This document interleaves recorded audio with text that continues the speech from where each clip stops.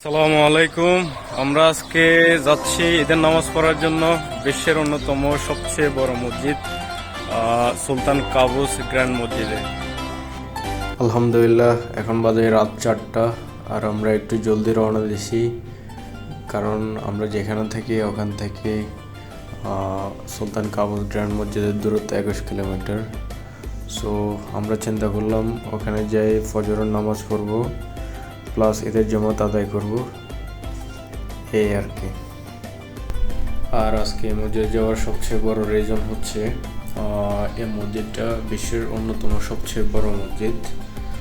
আসলে অনেক শুনেছি এই মসজিদের ব্যাপারে, আর এই মসজিদটা ভিজিট করারও অনেকগুলো রিজন আছে। আর সবচেয়ে বড় রিজন হচ্ছে এটাকে সারা বিশ্বের স্থাপত্য বলা হয়। অ্যাকচুয়ালি এই মসজিদটা বানাতে যে র ম্যাটেরিয়ালগুলো ব্যবহার করা হয়েছে তা বিশ্বের এক এক প্রান্ত থেকে নিয়ে আসা।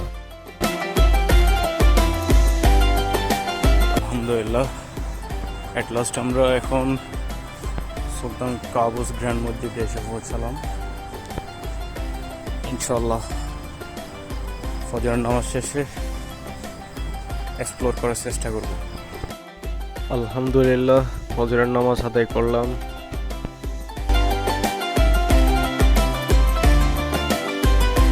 আসলে আল্লাহ তাআলার নিদর্শনগুলো দেখলে মনের ভিতরে অন্যরকম প্রশান্তি অনুভব হয়। আলহামদুলিল্লাহ, এই মসজিদের প্রত্যেকটা কারুকার্য এতটা নিখুঁত যে চোখ ফেরানো যায় না। সত্যি অসম্ভব সুন্দর একটা জায়গা, আপনি কখনো অনুভব করতে পারবেন না যদি না আপনি ভিজিট করেন।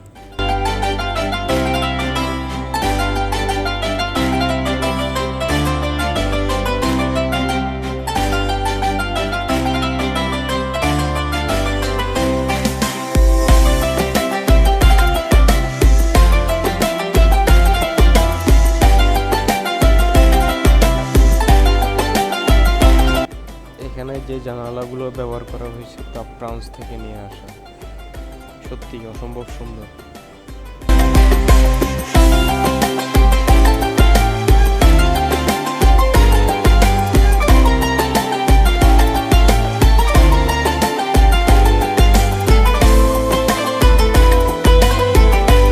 এই দরজাগুলো হচ্ছে সেগুন গাছের, যা বার্মা থেকে নিয়ে আসা হয়েছে।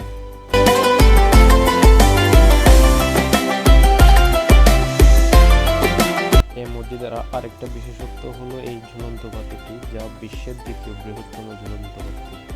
আর এটা বানানো হয়েছে 24 ক্যারেট গোল্ড দিয়ে, যা কমপ্লিট করতে সময় লেগেছে প্রায় 4 বছর এবং এর ওজন প্রায় 8 টন।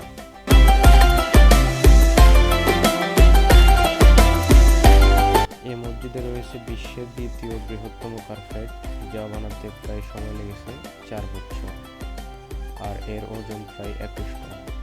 আর এটা বিশ্বের সবচেয়ে বড় হাতে বানানো কার্পেট।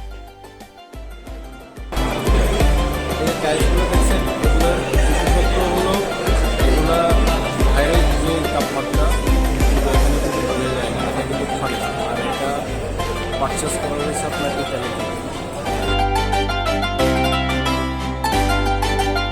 এই যে গম্বুজটা দেখতেছেন, এটা বানানোর জন্য সময় লাগছে প্রায় 6 বছর 7 মাস।